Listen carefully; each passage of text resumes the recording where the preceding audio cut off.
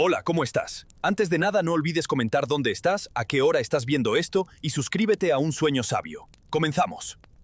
Durante generaciones, los bardos del norte cantaron hazañas de sangre, fuego y hielo, pero hubo una historia que nunca llegó a entonarse en las hogueras ni a tallarse en las piedras rúnicas. Una historia que mezclaba la crudeza de la supervivencia con la verdad que pocos se atrevían a decir, que en los tiempos más duros de la Edad del Hierro, entre los fiordos y las tormentas, incluso las mujeres más valientes llevaban consigo el rastro de una batalla invisible, no contra un enemigo externo, sino contra el tiempo, la escasez y la naturaleza misma de ser humana. Porque allí, donde el honor lo era todo y la muerte era casi una amiga, también existía el hedor.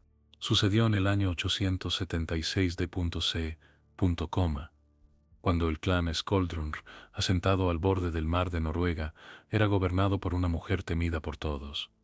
Freydis Hakonardóttir, conocida como la voz del cuervo. Su sola presencia silenciaba guerreros, y su mirada podía hacer que un berserker soltara el hacha. Era astuta, implacable, y comandaba una flota entera con puño de hierro. Pero en las aldeas vecinas corría un susurro, una risa ahogada entre escudos y maid, que su olor era más feroz que su espada. Nadie se atrevía a decírselo en la cara, porque en aquel mundo el hedor era parte del aire, y el perfume un lujo reservado a los mitos. Pero en el caso de las vikingas había razones más profundas, y esta historia las iba a desenterrar todas, con furia, orgullo y verdad.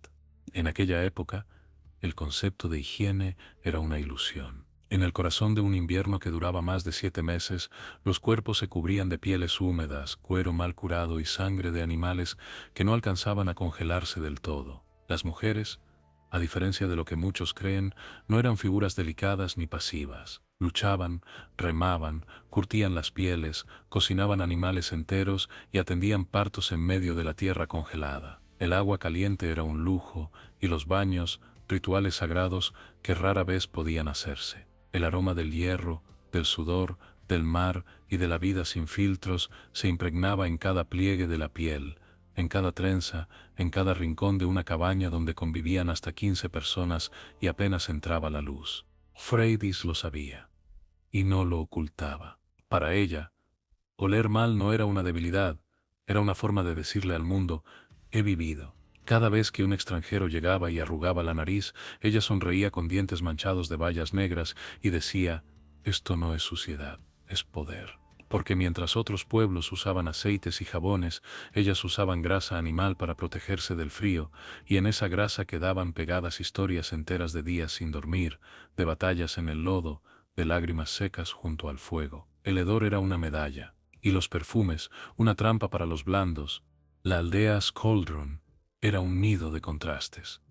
En los días claros se podía ver cómo los niños jugaban entre los huesos de ballena y las mujeres colgaban redes repletas de algas fermentadas cuya peste te seguía hasta los sueños. Las casas largas estaban construidas con turba y madera, y en su interior se mezclaban olores de sudor, cebollas secas, leche agria, orina animal y el inconfundible tufo del cuero mojado.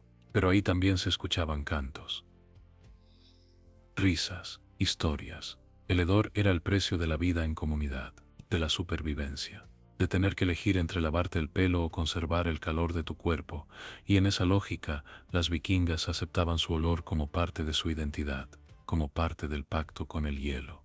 Pero había una joven que no lo aceptaba del todo. Se llamaba 54 hija menor de Freydis, nacida bajo un eclipse y marcada por el destino. Mientras las otras niñas jugaban a lanzar huesos, ella se escondía con un cuenco de agua derretida, lavándose las axilas en secreto y frotando hierba sobre sus brazos. No lo hacía por vanidad, lo hacía por esperanza, porque había leído en una tablilla rota que existían tierras donde las mujeres olían a flores, y soñaba con llegar allí algún día. Su madre se burlaba de ella, pero en el fondo la admiraba, porque toda revolución empieza con una incomodidad. Una mañana, el mar trajo consigo un navío sajón roto por las olas. En su interior, un monje desnutrido que hablaba en lenguas y cargaba un pequeño frasco de vidrio con pétalos flotando en aceite. Era perfume, y cuando 54 lo olió, lloró. Lloró como si hubiera encontrado la salida del mundo. Pero el monje también trajo una verdad dolorosa, que para oler así, debían renunciar a muchas cosas, porque los perfumes venían de lugares cálidos, de especias lejanas, de comercio y esclavitud, no de fiordos, no de sangre, no de mujeres que parían mientras remaban. Esa noche, Freydis reunió a toda la aldea. Se quitó el yelmo, se soltó el cabello enmarañado y dijo: quizás olemos mal, pero nuestro olor es el canto del cuervo, el sudor de los dioses, el grito de los que no se rinden. Y añadió, con su voz rasgada: quien quiera oler a flores, que sepa que aquí primero se huele a vida, y la vida, en este mundo, apesta. Fue una ovación. 54 no lloró, solo entendió que su sueño no estaba en cambiar el olor, sino en cambiar el juicio. Porque la peste no está en el cuerpo, sino en los ojos que la condenan. Y así comenzó la verdadera historia. No la del perfume, sino la del significado. Porque a partir de ese día, 54 se propuso una tarea que cambiaría para siempre la memoria de su pueblo. No limpiar su historia, sino explicarla, darle voz, darle sentido. Porque solo entendiendo el porqué de un hedor, se podía oler la verdad detrás del mito. Y eso apenas era el comienzo. La llegada del monje sajón no fue un accidente, sino una señal. Al menos así lo entendió 54 Mider, quien desde el día en que olió ese frasco de aceite con pétalos no volvió a dormir igual.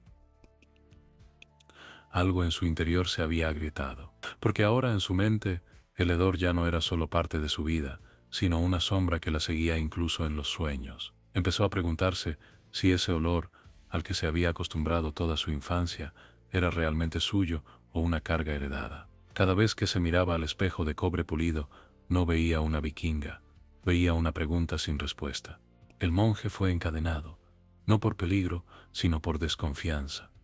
Freydis no creía en coincidencias, y menos aún en extranjeros que aparecían con botellas de aromas. Pero 54 lo visitaba a escondidas, llevándole agua y pan seco, y en esas conversaciones descubrió que el mundo era más grande que los fiordos, más vasto que las runas. El monje hablaba de baños públicos en Roma, de ungüentos en Bizancio, de mujeres con túnicas perfumadas y esclavos que las peinaban durante horas. Y ella, al escucharlo, sentía una mezcla de fascinación y rabia. Fascinación por lo desconocido, rabia por lo que eso implicaba, porque si era verdad, entonces todo lo que conocía no era todo lo que había.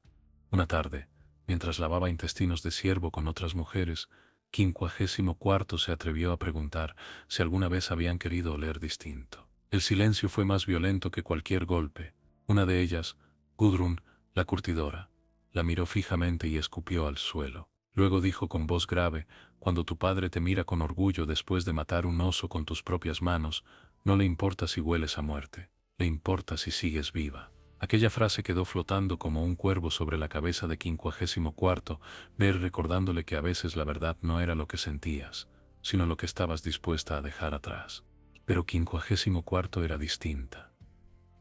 No porque quisiera oler a flores, sino porque quería entender. Empezó a anotar en tablillas de cera cada cosa que el monje decía sobre el cuerpo humano, los olores, los aceites esenciales, los rituales de limpieza en otras culturas. Quería construir un puente entre los dos mundos, uno que no traicionara su sangre, pero tampoco la limitara. Y en ese proceso descubrió una verdad que nadie le había contado, que el olor no era solo una consecuencia, era un lenguaje. El cuerpo hablaba a través de la piel, decía: estoy viva, estoy cansada, estoy fuerte, estoy podrida por dentro. Y eso, para una cultura como la vikinga, era sagrado.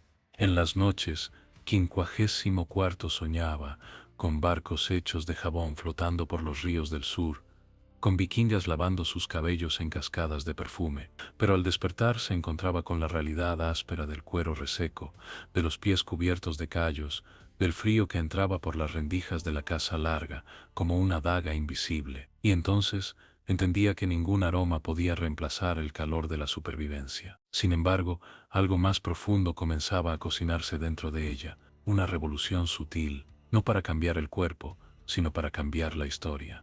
Un día, el monje le habló de las glándulas apocrinas, de cómo el cuerpo humano genera un tipo de sudor con alto contenido en proteínas que, al descomponerse por bacterias, genera olores fuertes. Le explicó que la dieta vikinga, rica en carne, grasa rancia, pescado fermentado y cebolla, intensificaba ese proceso, que las prendas de lana y cuero, casi nunca lavadas, retenían ese sudor durante días, incluso semanas, que el humo constante de las fogatas impregnaba todo, piel, pelo, dientes, pulmones, que las mujeres no olían mal por falta de higiene, sino por un contexto hostil que exigía resistencia antes que frescura, y eso, por primera vez, le hizo sentido. No se trataba de falta de cuidado, se trataba de prioridades. En un mundo donde morir por congelación era más probable que una infección, nadie se preocupaba por un poco de peste. La ciencia que venía en las palabras del monje no contradijo la cultura de 54, la completó. Le dio herramientas para entender lo que siempre había sentido, pero nunca había podido explicar. El hedor vikinga no era una falla, era una consecuencia directa del entorno. La dieta, las ropas y el aislamiento. Una consecuencia lógica en una civilización donde el cuerpo era un arma y la belleza, un privilegio de los muertos. Porque solo los muertos no sudaban, solo los muertos no apestaban. Y esa era la verdadera enseñanza: el que huele está vivo. Pero Freydis no compartía esa visión. Cuando descubrió las tablillas de su hija, las quemó. Y cuando la vio recogiendo hierbas aromáticas para intentar hacer un jabón rudimentario, la castigó frente al clan.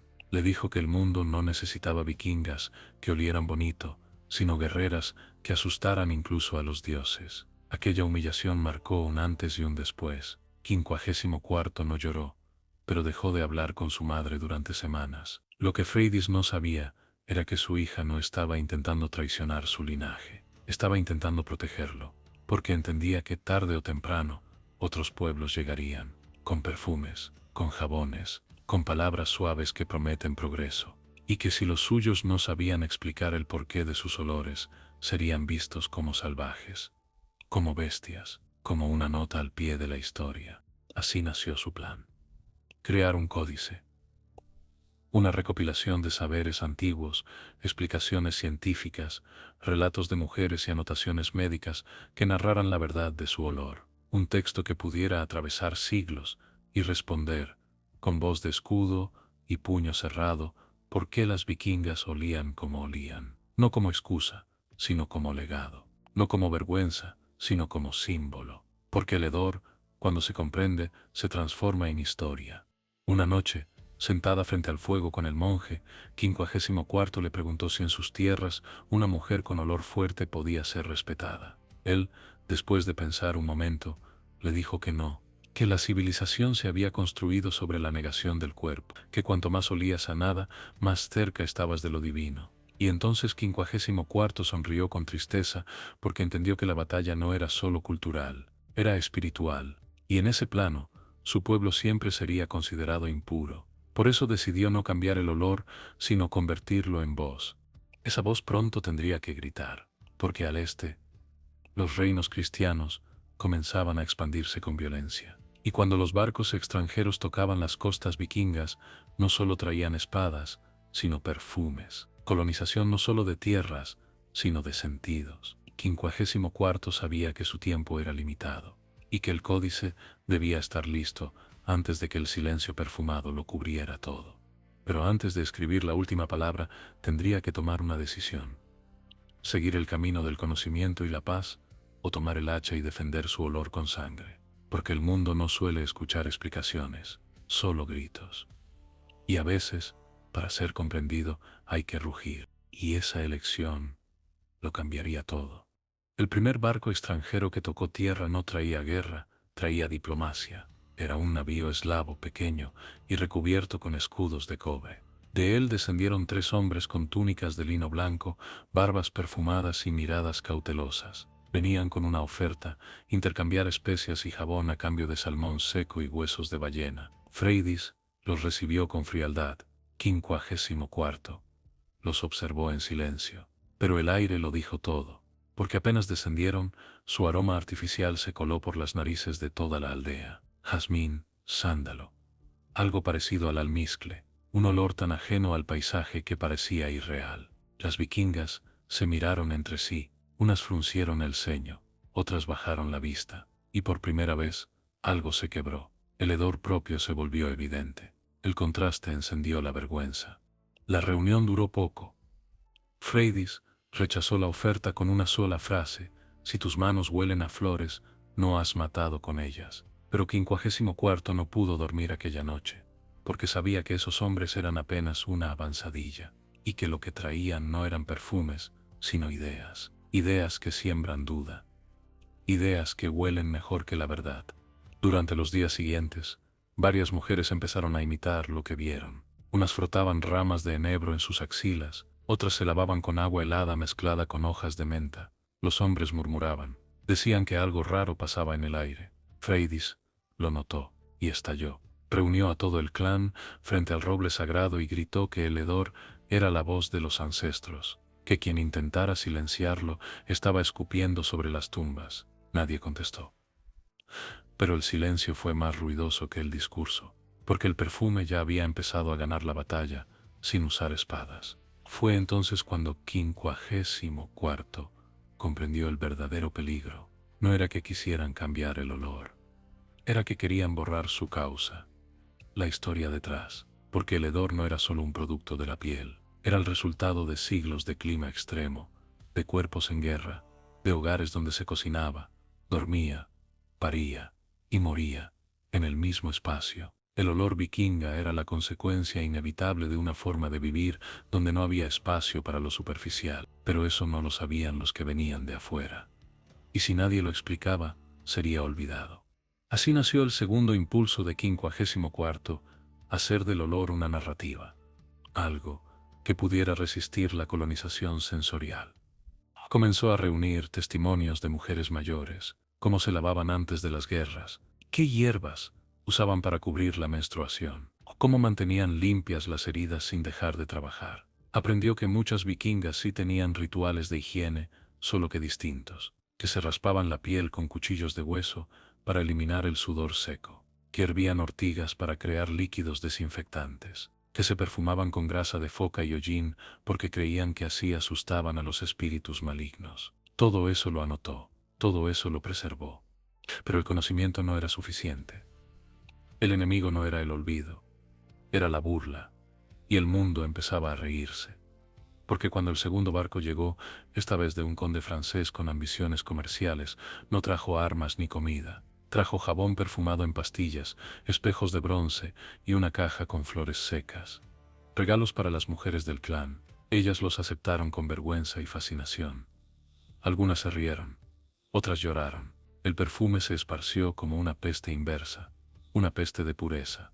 Y entonces ocurrió lo que 54 temía. Una niña, hija de una curtidora, se negó a trabajar porque decía que el olor de la sangre le daba asco, que prefería oler como las damas del sur. Su madre la abofeteó, pero la grieta ya estaba abierta, y el clan, sin darse cuenta, empezó a oler distinto, no porque se lavaran mejor, sino porque comenzaron a rechazar su esencia. Fue entonces cuando Freydis, por primera vez en años, se encerró en el templo del cuervo. Nadie sabía lo que hacía ahí dentro. Solo 54 sospechaba que su madre sentía lo que todas callaban que estaban perdiendo. No ante un ejército, sino ante un concepto. Porque cuando una civilización te hace dudar de tu propio cuerpo, ya te ha conquistado. Y así llegó el tercer barco. El más peligroso. 54 se enfrentó entonces al dilema que marcaría su destino. Sabía que podía usar el códice como arma, que podía explicarle al clan, con ciencia y orgullo, que su hedor era historia, no pecado. Pero también sabía que el mundo no siempre escucha razones, que a veces la única forma de defender la verdad es con fuego.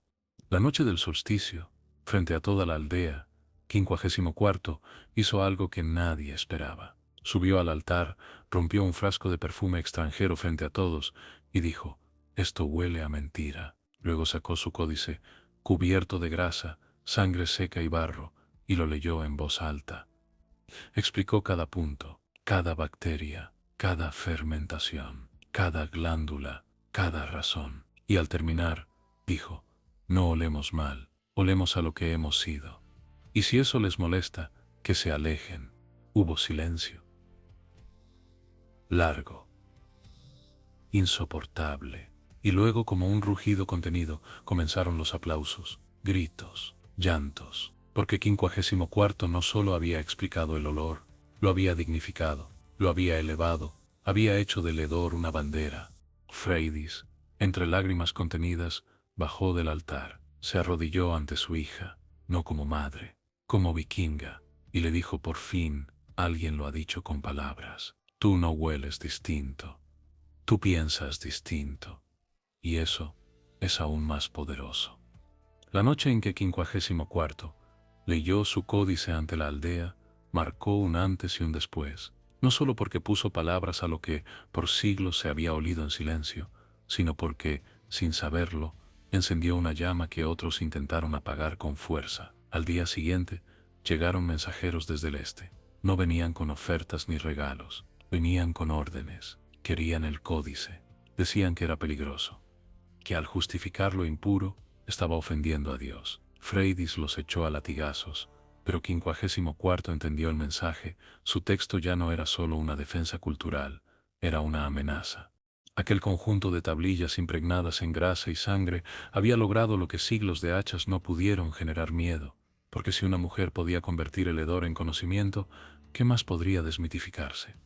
¿Qué otras mentiras podría romper con argumentos y verdad? En los templos de los reinos cristianos se empezó a hablar de 54 como una bruja del norte.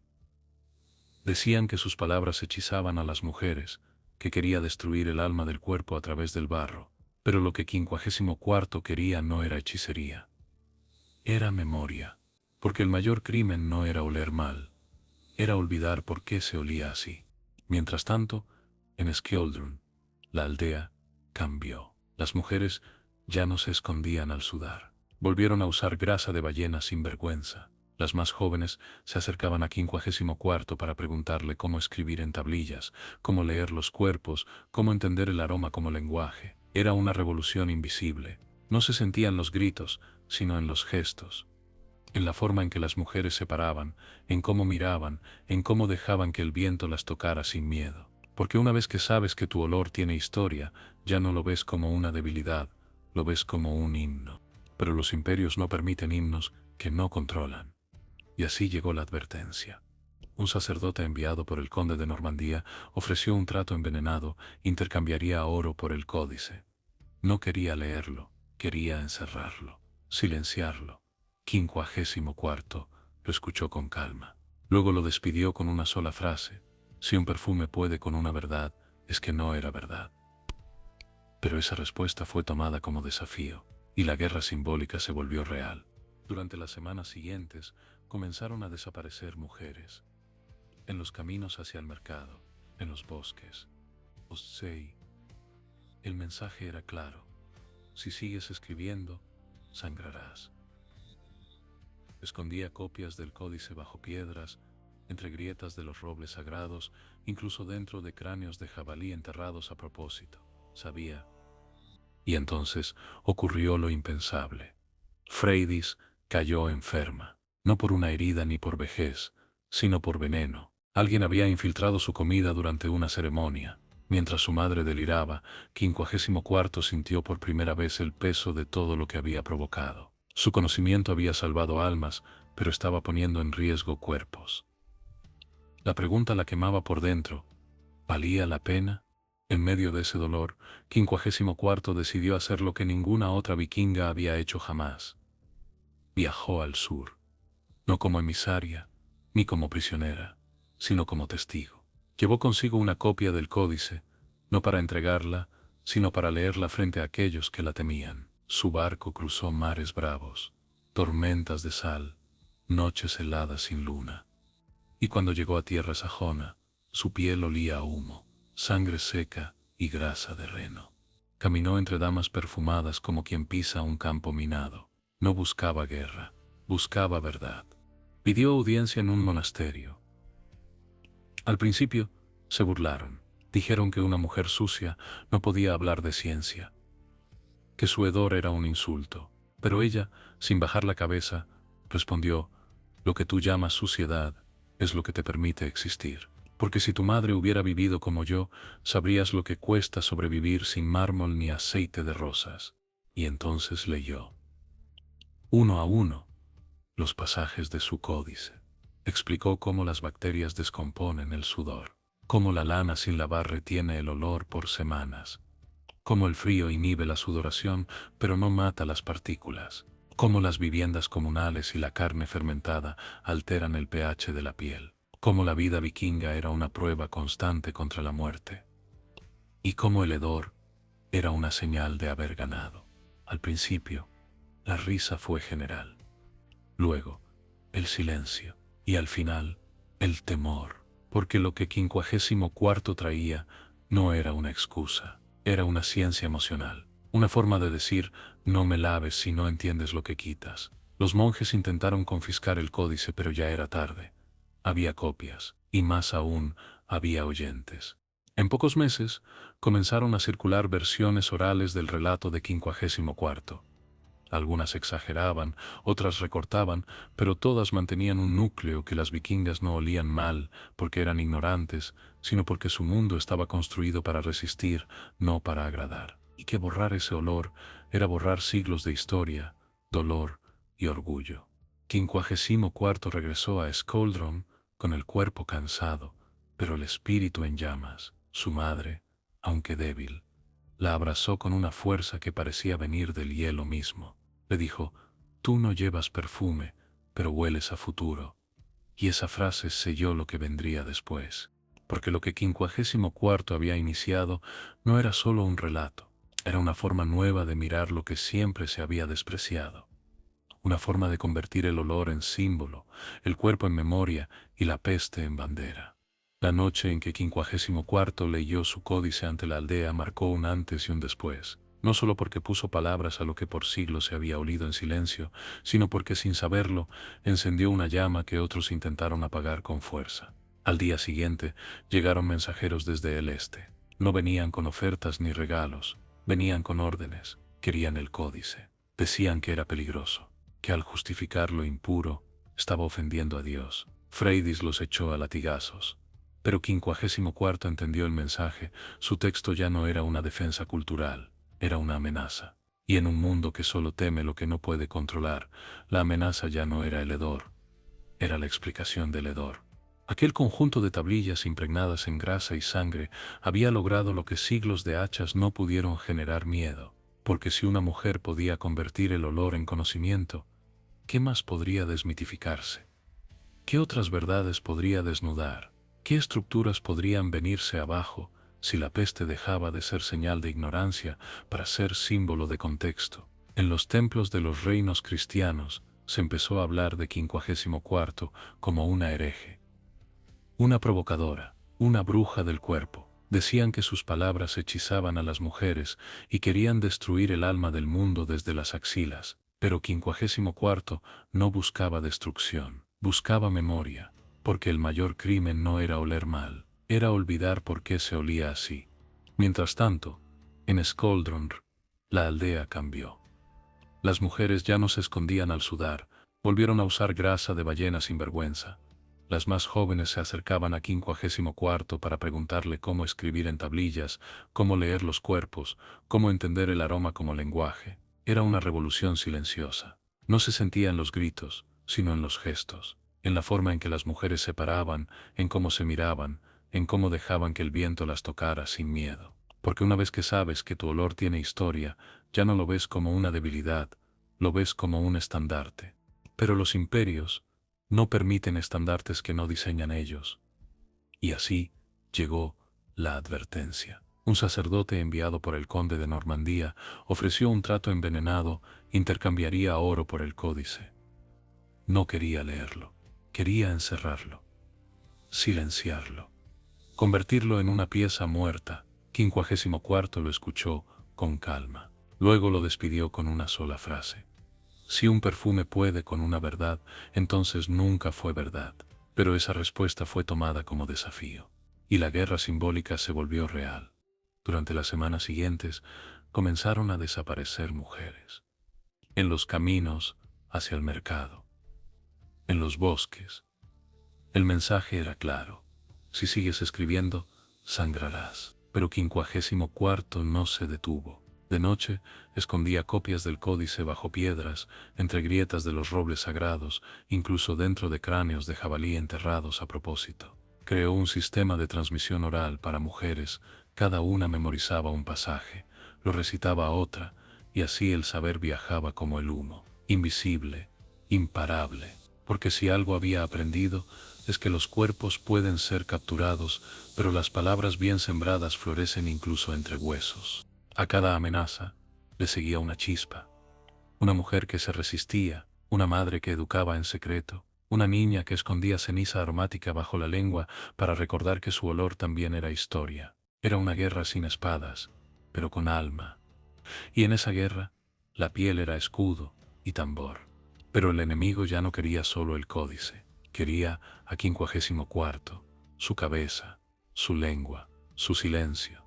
Un emisario del rey Harald llegó con una carta: si entregaba su códice, recibiría tierras, oro, un título y un baño con esencias del este.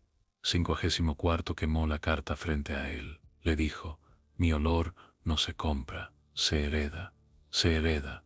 El emisario no respondió. Pero esa misma noche, alguien intentó prender fuego a su casa larga. No lo logró, pero el mensaje ardió igual.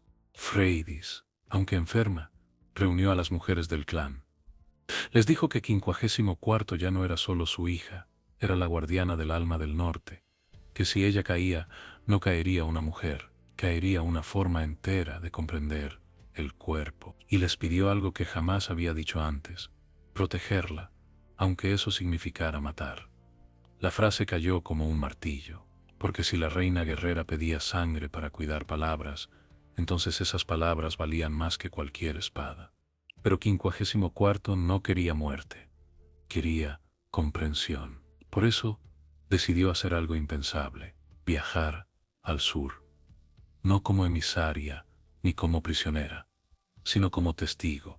Llevó consigo una copia del códice, no para entregarla, sino para leerla frente a aquellos que la temían. Su barco cruzó mares bravos, tormentas de sal, noches heladas sin luna, y cuando llegó a tierra sajona, su piel olía a humo, sangre seca y grasa de reno. Caminó entre damas perfumadas como quien pisa un campo minado. No buscaba guerra, buscaba verdad. Pidió audiencia en un monasterio. Al principio se burlaron. Dijeron que una mujer sucia no podía hablar de ciencia, que su hedor era un insulto, pero ella, sin bajar la cabeza, respondió: lo que tú llamas suciedad es lo que te permite existir, porque si tu madre hubiera vivido como yo, sabrías lo que cuesta sobrevivir sin mármol ni aceite de rosas. Y entonces leyó, uno a uno, los pasajes de su códice. Explicó cada punto, cada bacteria, cada fermentación, cada glándula, cada razón, y al terminar dijo: no olemos mal, olemos a lo que hemos sido. Y si eso les molesta, que se alejen. Al principio, la risa fue general. Luego, el silencio, y al final, el temor, porque lo que 54 traía no era una excusa, era una ciencia emocional, una forma de decir: no me laves si no entiendes lo que quitas. Los monjes intentaron confiscar el códice, pero ya era tarde. Había copias, y más aún, había oyentes. En pocos meses, comenzaron a circular versiones orales del relato de 54. Algunas exageraban, otras recortaban, pero todas mantenían un núcleo: que las vikingas no olían mal porque eran ignorantes, sino porque su mundo estaba construido para resistir, no para agradar, y que borrar ese olor era borrar siglos de historia, dolor y orgullo. 54 regresó a Skoldrunn con el cuerpo cansado, pero el espíritu en llamas. Su madre, aunque débil, la abrazó con una fuerza que parecía venir del hielo mismo. Le dijo: tú no llevas perfume, pero hueles a futuro. Y esa frase selló lo que vendría después, porque lo que 54 había iniciado no era solo un relato, Era una forma nueva de mirar lo que siempre se había despreciado. Una forma de convertir el olor en símbolo, el cuerpo en memoria y la peste en bandera. Durante las semanas siguientes, la tensión en Skoldrund se volvió espesa como el humo de grasa rancia. Ya no era una sospecha lejana lo que rondaba la aldea, era una certeza. Alguien, en algún lugar, quería apagar el mensaje de 54. Lo que empezó como una explicación sobre el olor se había transformado en una amenaza ideológica. Porque cuando una mujer consigue explicar con precisión aquello que se usó durante siglos para humillarla, ya no hay quien la silencie sin violencia.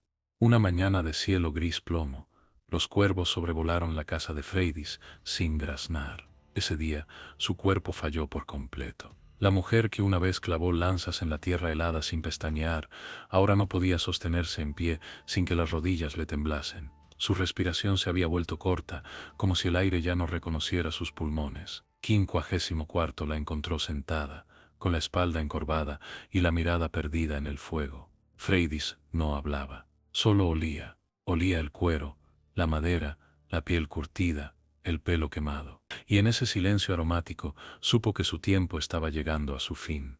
54 se arrodilló a su lado sin pronunciar palabra. Acarició la mano áspera de su madre y por primera vez Freydis la miró no como líder, sino como madre.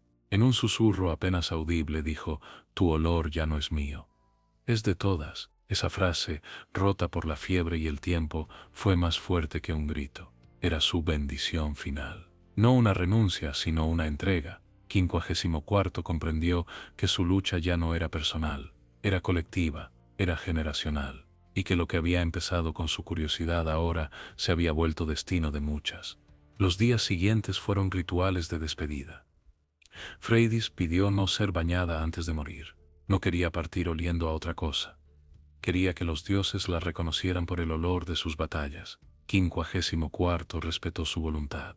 La envolvió en pieles manchadas de grasa. Le trenzó el cabello con ceniza y ramas de abeto. Y colocó a su lado un fragmento del códice escrito a mano. Para que cuando el alma vuela el pasado, sepa a dónde volver, dijo 54 mientras cerraba los ojos de su madre. La muerte de Freydis fue la señal. Como si el último escudo del clan se hubiese roto, el peligro se materializó. La noche siguiente, sin luna ni advertencia, un grupo de hombres encapuchados cruzó el río helado y se infiltró en la aldea.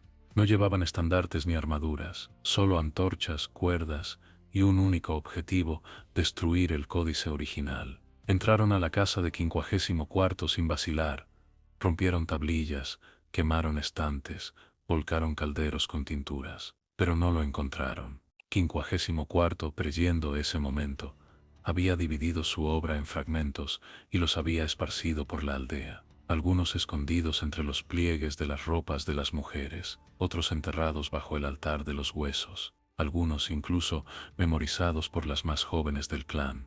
Cuando los atacantes fueron descubiertos, ya era tarde. Era guerra abierta contra el relato del cuerpo, contra el derecho a oler, a explicar, a resistir. 54 convocó una reunión en el centro de la aldea. No gritó, no lloró, no se quebró, simplemente habló con la voz de quien ya ha cruzado el abismo del miedo. Dijo que el códice había dejado de ser un objeto, que ahora vivía en cada una de ellas, que si querían protegerlo, debían vivirlo.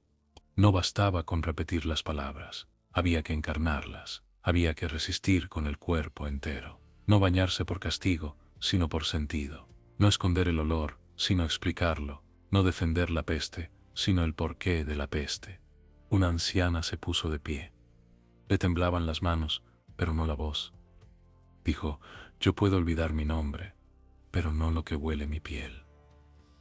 Otra mujer, joven, con el rostro aún marcado por la adolescencia, levantó su trenza y dijo: «Si me fuerzan a oler a jazmín, no sabré quién soy en la batalla». Aquella noche, la aldea no durmió. Cantaron alrededor del fuego. Quemaron cebolla seca y grasa vieja para recordar a los dioses el olor de la tierra. Se tatuaron palabras del códice en los muslos, en la espalda, en la base del cuello, porque sabían que lo que se graba en la carne no se olvida tan fácil como lo que se lee en papel.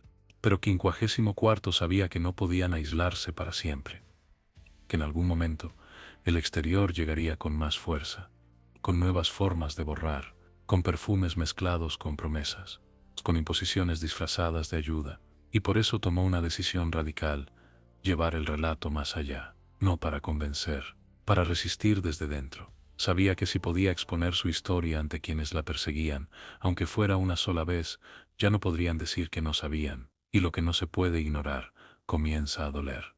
Así, se preparó para el segundo viaje hacia el sur. No fue sola. La acompañaron 5 mujeres. Cada una representaba un aspecto del códice: la partera, la curtidora, la recolectora, la cocinera y una anciana que jamás había salido de Skoldrun, pero que conocía todos los pasajes del códice de memoria. No llevaban armas, solo palabras y olor. El viaje fue brutal.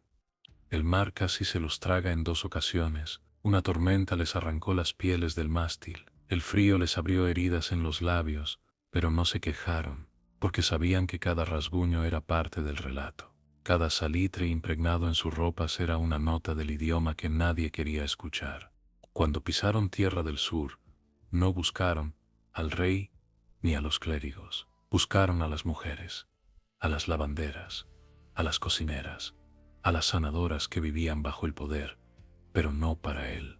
Y ahí, en esas cocinas húmedas y cuartos traseros, contaron su historia. Describieron el porqué del olor, mostraron las tablillas, explicaron cómo la grasa protegía, cómo la fermentación hablaba, cómo el hedor no era un descuido, sino una prueba. Y poco a poco, sin ejércitos, sin gritos, sin milagros, el relato se sembró. Como el humo que entra por la rendija y se instala en las telas, como el olor que no se ve, pero permanece. Durante semanas, 54 y su grupo caminaron sin rumbo fijo por caminos polvorientos del sur, bordeando ciudades que olían a incienso, a piedra mojada, a flores secas en vitrinas. Dormían en establos, compartían pan viejo con mendigos, hablaban con mujeres de manos gastadas que miraban primero sus ropas, luego sus ojos, y por último, las escuchaban. A veces las rechazaban.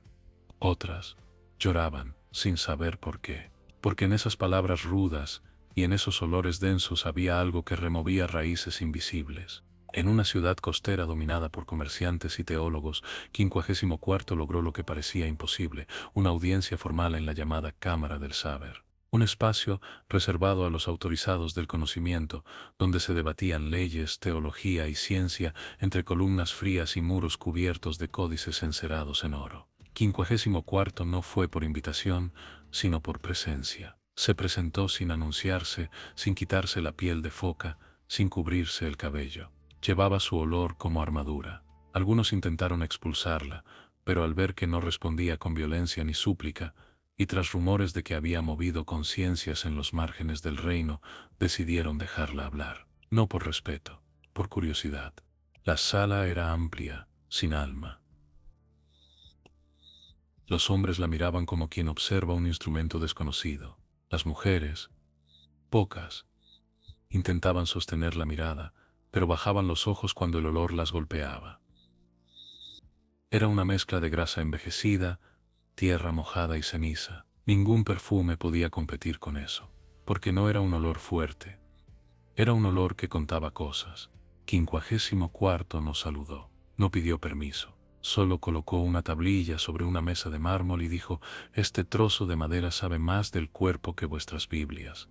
Y comenzó a leer, con calma, con precisión, con un ritmo que no se aprendía en libros. Explicó la piel, el sudor, la bacteria, la carne. Explicó la historia. Dijo que el olor era una biblioteca que nadie quiso leer, que las vikingas no apestaban por descuido, sino por contexto, y que pretender juzgarlas sin conocer ese contexto era como querer arrancar una planta sin tocar la raíz.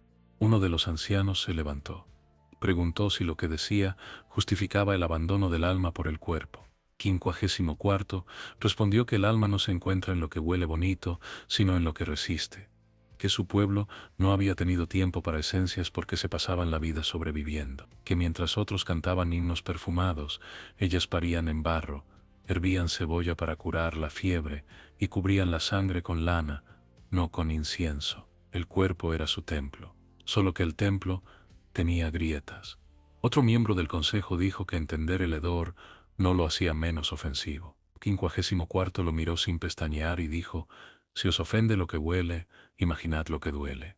El silencio cayó como nieve, porque en ese momento todos comprendieron que no era solo un debate, era una confesión histórica, y que 54 no buscaba convencer, buscaba dejar claro que su pueblo no pediría disculpas por haber olido a vida. Al salir de la cámara, no la aplaudieron, tampoco la detuvieron, solo la dejaron ir, porque lo que había dicho no podía ser borrado, había sido escuchado, y lo escuchado, aunque se rechace, deja rastro. Pero no todos callaron. Un joven copista, impresionado por lo que había oído, copió parte del códice en secreto, lo escondió entre libros de anatomía, lo tradujo a la lengua franca y lo entregó a una curandera que vivía en una aldea leprosa al sur del reino. Esa curandera, a su vez, lo compartió con otras mujeres, lavanderas, cuidadoras, parteras, y lo que 54 temía, que desapareciera, empezó a multiplicarse. De vuelta en Skaudrunr, la aldea la esperaba con las puertas abiertas. Pero algo había cambiado, no en las casas, en el aire. Era como si supieran que 54 ya no era solo suya, era de muchas, era de todas. Y entonces ocurrió lo que 54 más temía. Un decreto del Alto Consejo del Sur prohibió la reproducción del códice.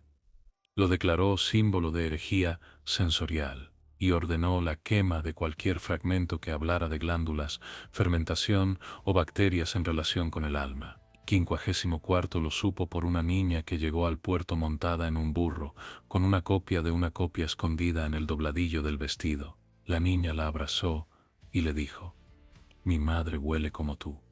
No quiero que se olvide. Aquella noche 54 caminó hasta el risco más alto del fiordo. Respiró hondo. El viento helado le trajo olores de leña, pescado seco, cuero, sangre vieja. Olía a pueblo, a lucha, a algo que no se puede lavar sin borrar la historia. Y decidió que si su mensaje debía sobrevivir, tendría que renunciar a esconderlo. Tenía que gritarlo. Convocó una reunión de clanes. No para pedir ayuda, para compartir el relato. Reunió mujeres de otras aldeas. Les enseñó a leer el códice, a escribirlo en huesos, en piedras, en cantos, a memorizarlo con ritmo, a sembrarlo en sus cuerpos. Y en ese momento entendió que ya no estaba sola, que aunque la destruyeran, la historia seguiría latiendo. Porque cuando el conocimiento deja de estar en las manos y pasa a la piel, ya no puede quemarse sin guerra. Mientras los hombres del sur redactaban decretos en tinta dorada y los clérigos quemaban fragmentos del códice en patios silenciosos donde solo asistían los obedientes, algo completamente imprevisto comenzó a florecer en las grietas. El relato del cuerpo, ese que había sido rechazado en los templos y temido en los salones, empezó a ser recogido no por los poderosos, sino por las olvidadas, por las que trabajaban en sótanos, en cocinas de piedra, en lavanderías junto a ríos negros, por las que olían fuerte y jamás habían tenido las palabras para defenderse. Y ahora, por primera vez, las tenían.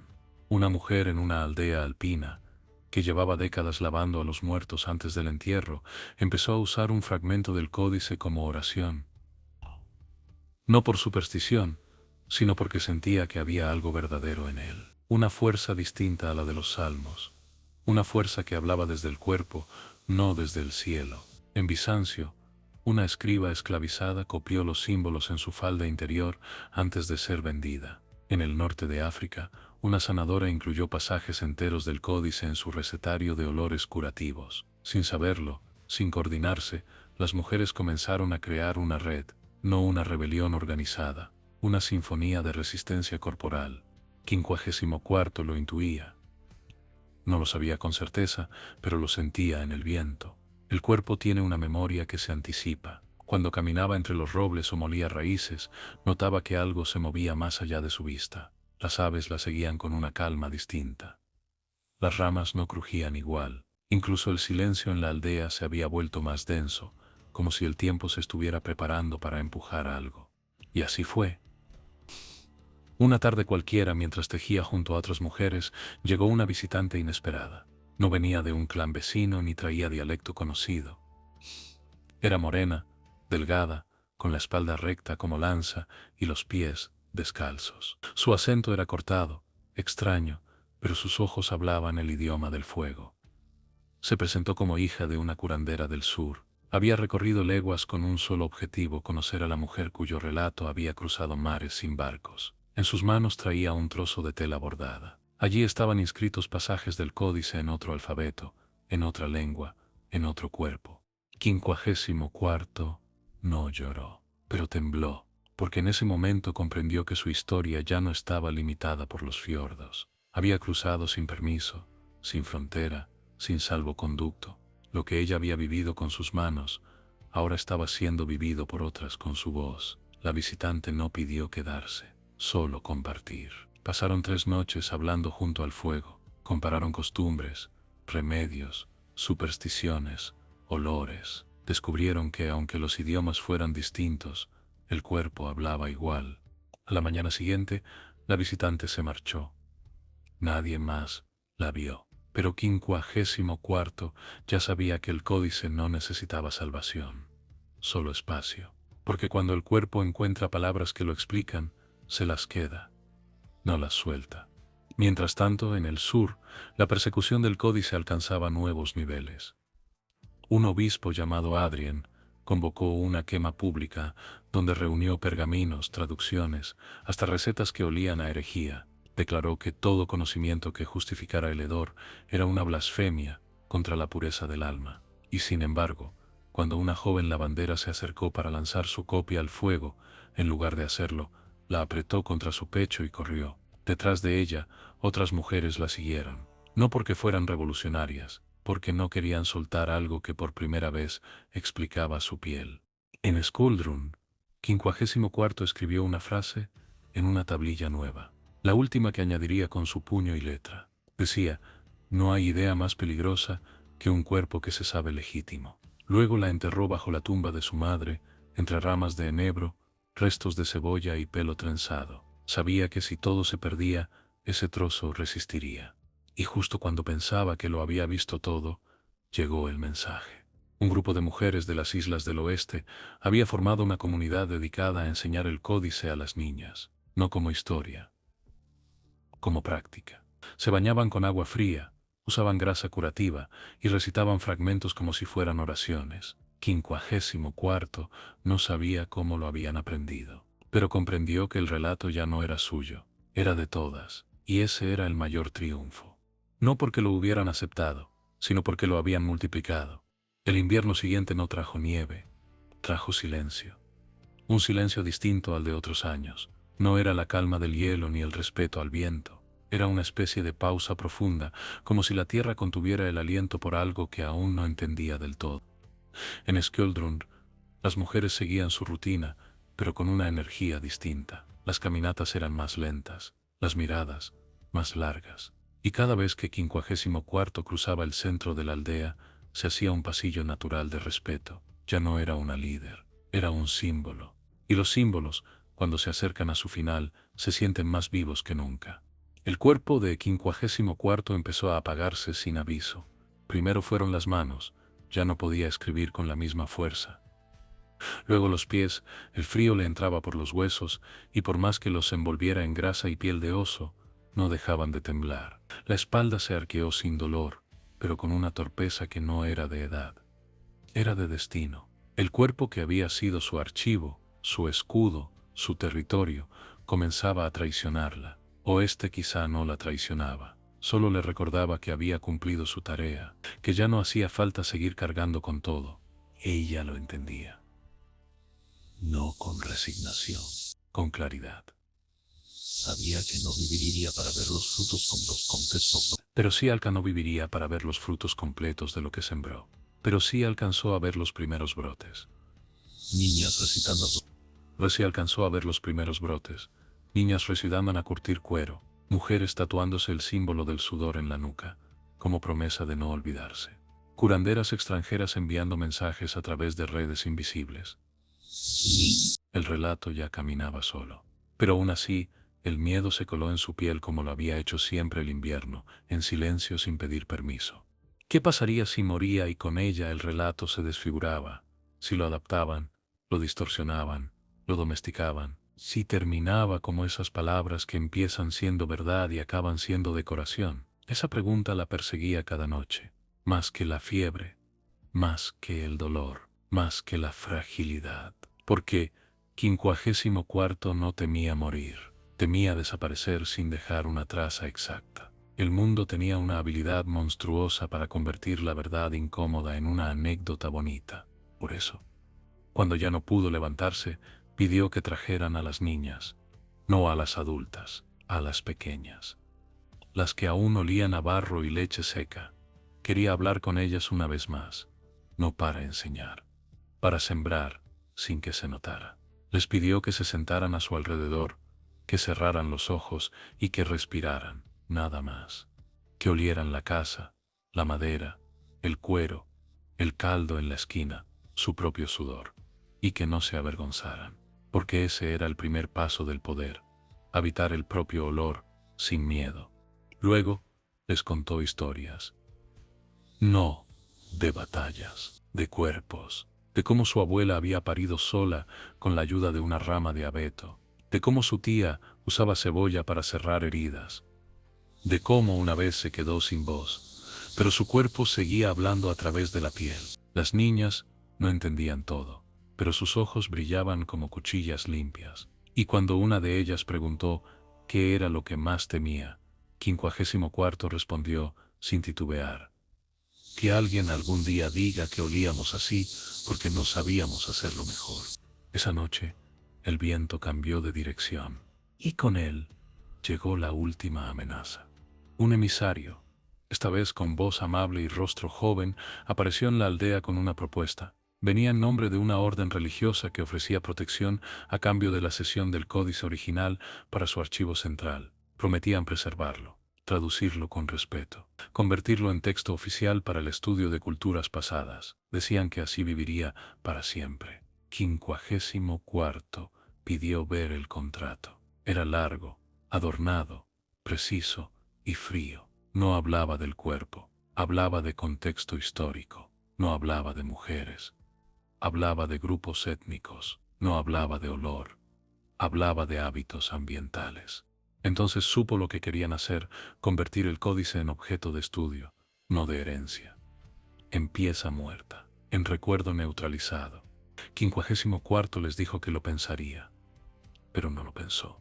Esa noche, pidió a las mujeres más cercanas que trajeran todos los fragmentos restantes, no para esconderlos, para unirlos por última vez. Los ordenaron, los limpiaron, los envolvieron en telas impregnadas con grasa, ceniza y pétalos secos, no para perfumar, para recordar cada capa del relato. Luego, Liv dictó una frase más, la última: no me recordéis limpia, recordadme viva. El amanecer que siguió fue distinto a todos los anteriores. No por el clima, ni por el color del cielo, sino por el modo en que las mujeres se movían por la aldea. No hablaban, no corrían, pero cada una sabía lo que tenía que hacer, porque esa mañana 54 no se despertó. La encontraron con el rostro tranquilo, las manos cruzadas sobre el pecho, y el último fragmento del códice bajo los dedos. A su alrededor, el aire olía a lo que ella había sido: madera quemada, sudor seco, piel abierta por la historia. No lloraron al encontrarla. No lo permitía la tradición, pero hubo un murmullo, como una oración sin sonido, que recorrió toda Skjoldunr, desde la costa hasta las últimas cabañas de pesca. Ese murmullo decía: no se ha ido, ha cambiado de forma. El cuerpo de 54 no fue quemado ni enterrado.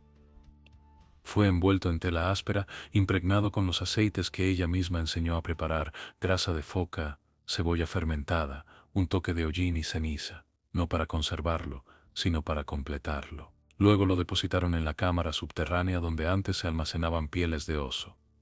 Allí, en la oscuridad, su cuerpo seguiría emitiendo el mensaje que nunca necesitó palabras: el cuerpo cuenta. Pero eso no fue el final. La noche siguiente, en lugar de rezos, hubo escritura. Las mujeres del clan, de todas las edades, se sentaron frente al fuego y comenzaron a redactar sus propios fragmentos. Cada una escribió lo que el cuerpo les había enseñado. Una describió el olor de su miedo en el parto. Otra, el sabor de la sangre cuando se curó la lengua tras morderse de rabia. Otra, el sudor que le salvó la vida cuando el frío intentó matarla. Y así, hoja tras hoja, cuerpo tras cuerpo, nació un segundo códice, no para reemplazar el de 54, para extenderlo. Esa noche no solo se escribió, también se envió. Grupos pequeños salieron de Skoldrun rumbo a distintas tierras, las islas, los reinos del sur, las aldeas escondidas entre montañas. No llevaban espadas, llevaban palabras. No llevaban mapas, llevaban recuerdos. No llevaban perfumes, llevaban olor. Algunos fragmentos llegaron intactos. Otros se perdieron en caminos nevados. Pero lo importante ya no era el objeto. Era el eco. Porque en los años siguientes comenzaron a escucharse historias de mujeres que hablaban de 54 sin haberla conocido. De niñas que repetían versos que nadie les había enseñado. De sanadoras que usaban grasa rancia y decían, esto lo hacían nuestras abuelas, porque sus cuerpos sabían más que sus libros. Pasaron generaciones.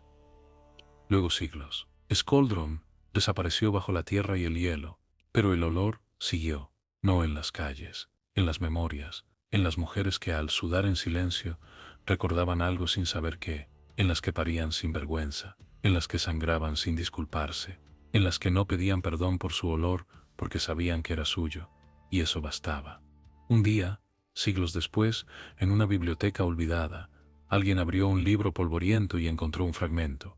Decía, el cuerpo no se justifica, se explica.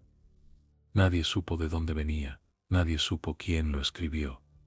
Pero alguien, al leerlo, se detuvo, respiró hondo, y por un momento se sintió menos sola. Y ese fue el verdadero legado de 54, no el códice, no las tablillas, no los rituales, sino la posibilidad de que, en algún rincón del mundo, cada vez que una mujer huela su piel y no sienta vergüenza, 54 esté viva. No en estatuas, no en fechas, en el aire, en el poro, en la memoria del cuerpo, porque lo que huele, permanece.